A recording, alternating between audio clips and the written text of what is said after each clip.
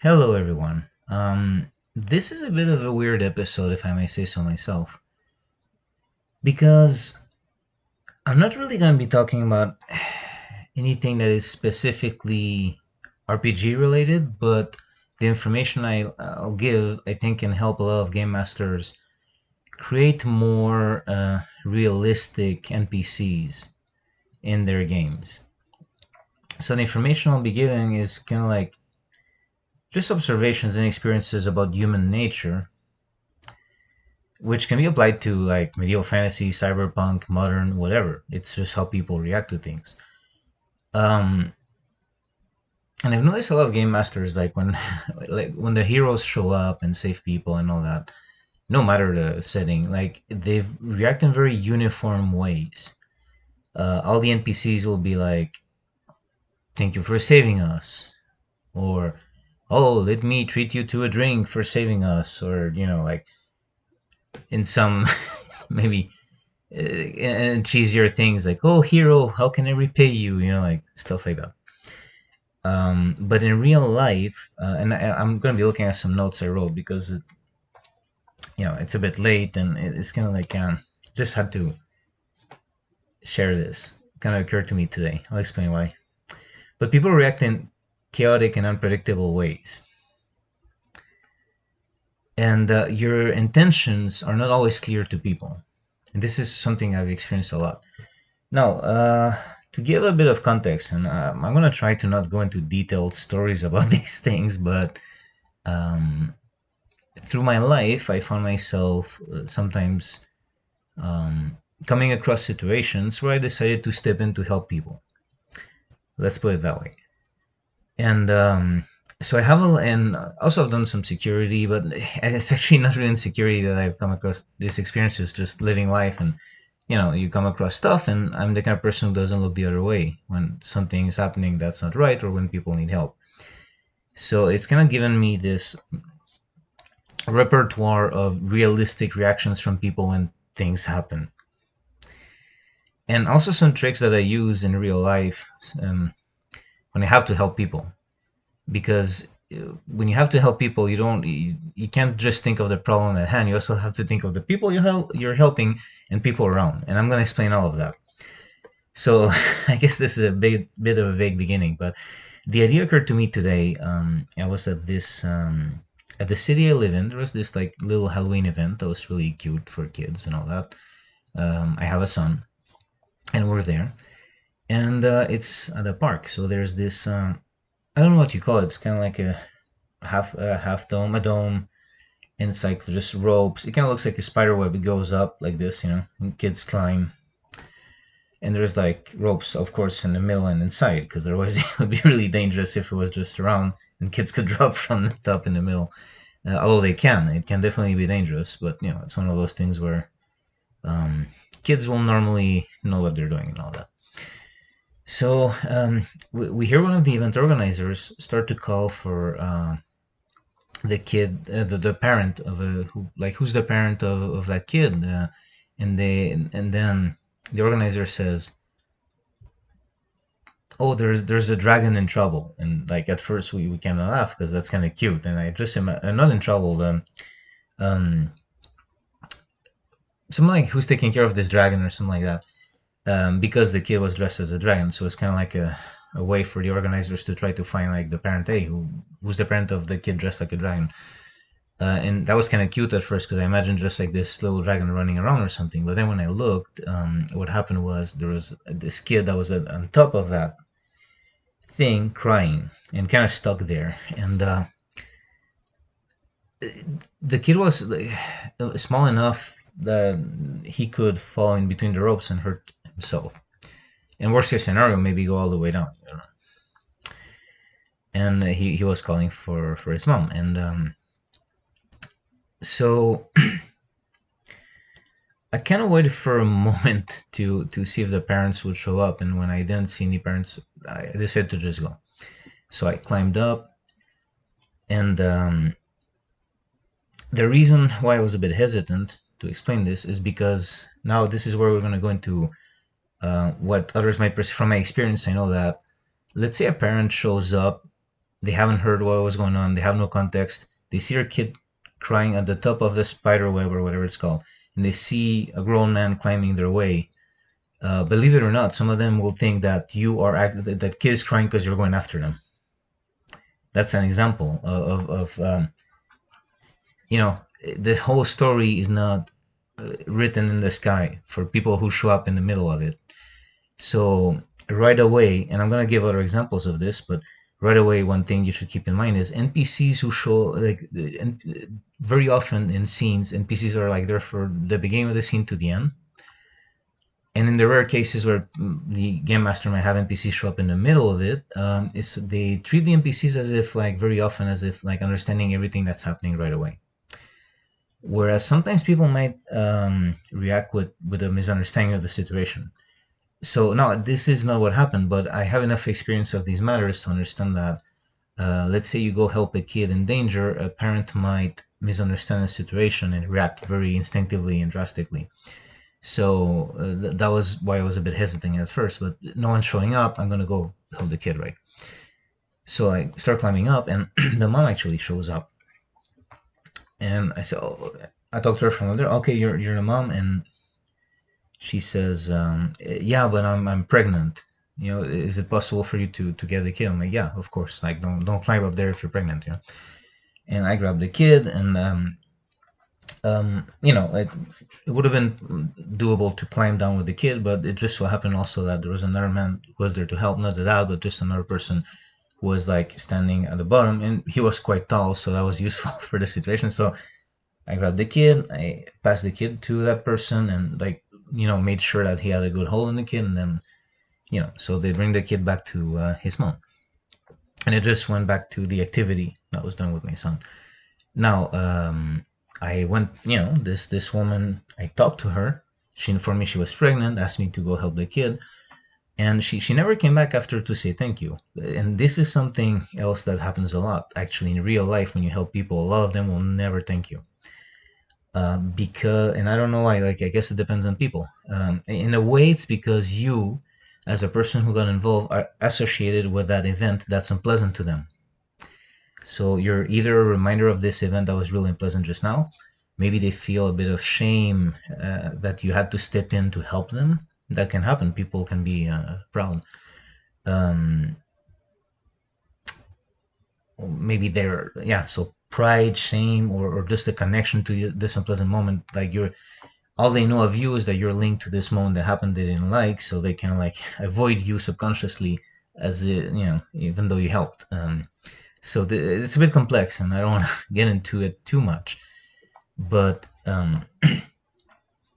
yeah, and also another situation that I'm going to give an example right now is also that. So anyway, the fact that I save a dragon, it made me think of D&D. Instead of slaying the dragon, I went to save a dragon. And actually, one of the organizers then called me the unsung hero, unsung because I was never thanked or anything. So two of the organizers, they lovely ladies, they made sure to thank me. So that was nice.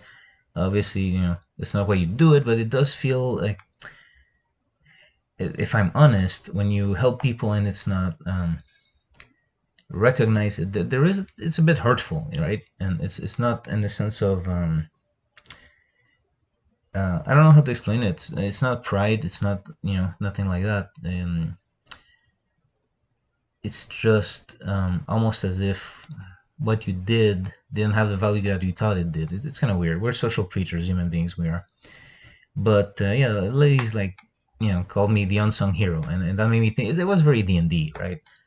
Saving a dragon, the unsung hero, whatever. Like I guess there were like keywords and key themes that just made me think of, well, maybe I could make a video about this somehow. And then I realized how people behave in these cases. Another occasion where, like, again, I have countless, but just to give an example that's a bit different in this case would be maybe fear. Sometimes you're not going to be thanked because you're just as scary as the person you saved someone from. So, for example, one time there's this man who was going to tackle a woman in a subway, and I intervened. I threw him to the ground, and I screamed at him like, "You don't attack women." Um, and when these things happen, it seems very weird, but I'm often very loud about my intention and why I'm doing that, so no one misinterprets. Because that's another thing. Like people stepping in the middle or not, or having missed the beginning, they might think you're a bad guy. You might think you like, for all they know, maybe they have their earbuds and they turn around and all they see is you throwing a random dude to the ground, and you're the bad guy from their point of view. So that's one thing that I often do. When these things happen is kind of like very loudly explain my motivation in the scene, in the scene as if it was a scene, but in the event. Um, so I schema the guy like you don't go after women, and um, again, I'm not gonna tell the whole story because that would make the video too long and not really be relevant as to what's important for RPGs here. But what happened is when you do something like that, um, you are showing yourself as a being capable of violence, even if it's violence to protect, even if it's moral and well intentioned, and even if you don't take it too far. I didn't mess up the other dude or anything like that, like because he wasn't all there either. I just made sure he wasn't gonna hurt the woman. It was out, kind of like um, left at a later station. The guy did, but the one remained in the same cart and never went to thank me, which I kind of understood as I thought about it. It's normal because you have shown yourself to be a being capable of violence as well. If I do something like that and I'm shouting and in a way to scare a bad guy, you have to be scary. And if you're scary, other people, even if they're the people you help, might be very reluctant to approach you. And that's something else. Like very often in role playing games, like I've kind of seen a lot of games run that way, where the players show up and like just mess up the bad guys, but in very violent ways, and people just can like the NPC will just react very uniformly, like, oh, thank you. In reality, a lot of them would be equal. It might not seem logical, but they might be equally scared of the heroes who showed up. And when you think about it, very often, sometimes they're not that heroic in how far they take it. When the heroes show up, heroes can take it very far, and heroes take it very far, and it's not always justified how far they take it. Like players kind of go into this mindset of, well, this is a combat scene, and they're gonna take the violence very very far. When you think about it, sometimes those heroes would be very scary people to normal people. Um, and people who, if you looked at the scene objectively, you realize your so-called hero characters are actually pretty messed up when they take things to a certain degree. So that's another thing to think about, by the way. Let's see, I'm looking at my notes now. Okay. However, one thing that's interesting is the same way that those two ladies at the event like thanked me. At that time at the metro, there's this random guy who kind of just changed the from one card to the other to kind of come like congratulate me on stepping in and all that. And so other people might have this reaction where they're less emotionally involved. They might just appreciate what happened and come tell you. So that's something that you can definitely do in your games if you want to kind of bring this element of realism. And it's not that players will think about it per se, but they'll feel something real about that, about the person they helped just like kind of walks away, but someone else goes like, hey, that was really really good, or whatever. um and again, it's just like one of those things that no one thinks about that, but if you add that, it feels more real. um I'm not saying everyone will notice it or whatever, but to me at least, this is my experience. um and yeah, so something else I alluded to is kind of the people getting confused as to your intentions. That can happen. And that happened one time where my role was like very minimal in that occasion, but some people were kind of like getting into, started arguing, kind of got into a bit of a scuffle, but it wasn't like wasn't very serious. And I don't know. Well, in this case, I actually would, these days, I would just like keep walking. It's like just adult man being drunk and dumb. I don't know why I stepped in that time, but I kind of went to de-escalate the situation. I was young and dumb back then. And what happened was like someone from my group thought that I was friends with the instigators because they didn't know me and I was in that scene, right? So this is again, you have to keep in mind, like people, when there's a lot of things going at them, like there's aggression from this group, there's a lot of things going on. Maybe they had a few drinks, and then they don't know. Like it wasn't like a big group of people. We're talking like about 3 people on each side or something like that.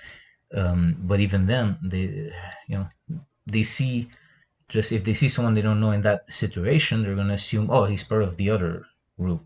They're not even ready mentally for an independent agent in there. You know, someone who's like an extra factor in the equation. In those moments of stress, and aggressivity, fear, defense, whatever, things tend to boil down mentally for people like to very simple things. So there's no room for complexity. Like, oh, this person came to de-escalate, and they might go like, oh, I don't know this guy, therefore he's part of the other group, and that's what happened. Like someone said, well, why don't you tell your friends to not do this? And I was like, oh, they're not my friends. So again, I'm kind of like making these stories very short. Not my intention to go into details, because that would no longer be relevant to anyone's game. People, it wouldn't be something that you can use for the game. So I'm trying to stick to useful things. Let's see my notes. Yeah, okay. Also, as far as random encounters go and all that, sometimes you have random people show up to help you. Yeah, I don't need to bring a specific example, but it's been my experience that sometimes it's not just, random stuff is bad, and I'm not the first person to say this, but sometimes in the middle, like very often, like people, the way they use random encounters, even when they add people who help you, it's more like in the road where they're traveling or such. But you can definitely have like I don't know, like maybe a game master can keep, and this is something I haven't even done, but I might start using it now I'm thinking about it.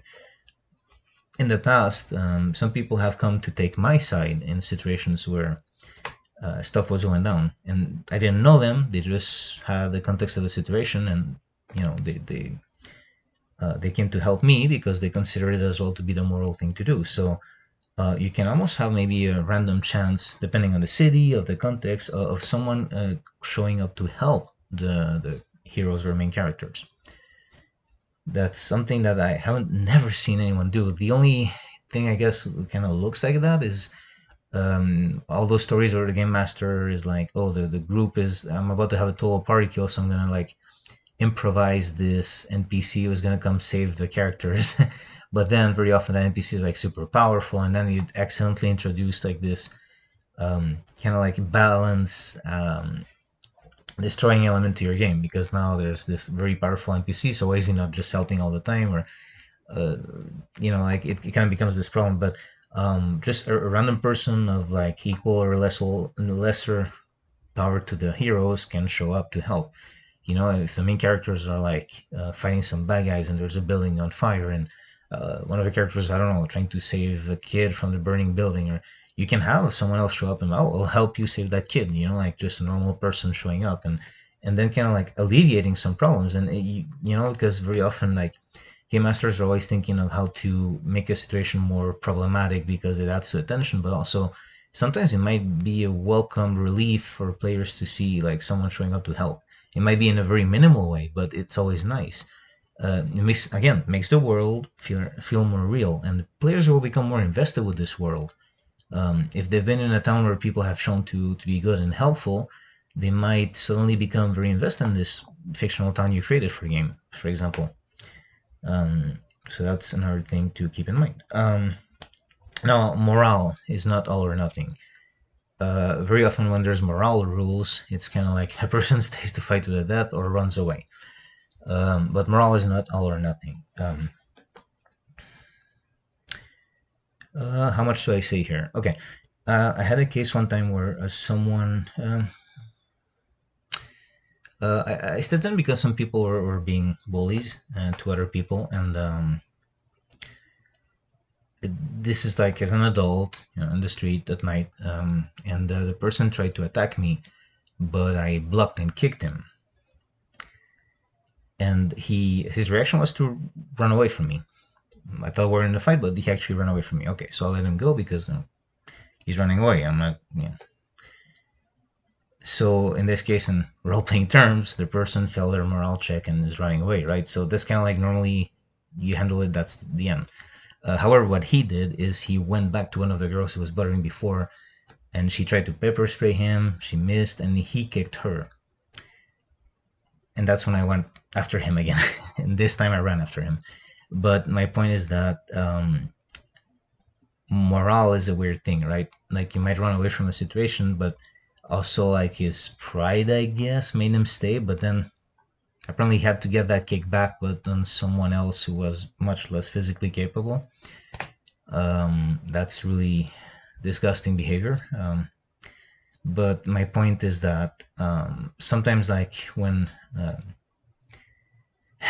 someone fails their morale check, it doesn't mean they necessarily remove themselves from the equation. Maybe they go to give another example, they could take it out on someone else, or they can maybe go to a safe spot and then to give a less unpleasant example, a more fictional, like for example in D&D, maybe that character who's afraid goes to a safe spot and starts shooting arrows from there. That could be a fail morale check, some trickery, some cowardly way of behaving, or maybe more strategic. Like who can blame someone in a deathmatch if they want to go to a safer spot and shoot from there?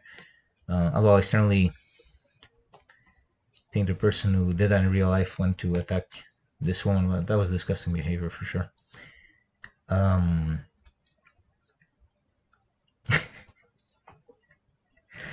I don't know. Okay. Random events can happen. So again, the same way that someone can show up to be helpful, you can have like maybe a random chance of something really random happening.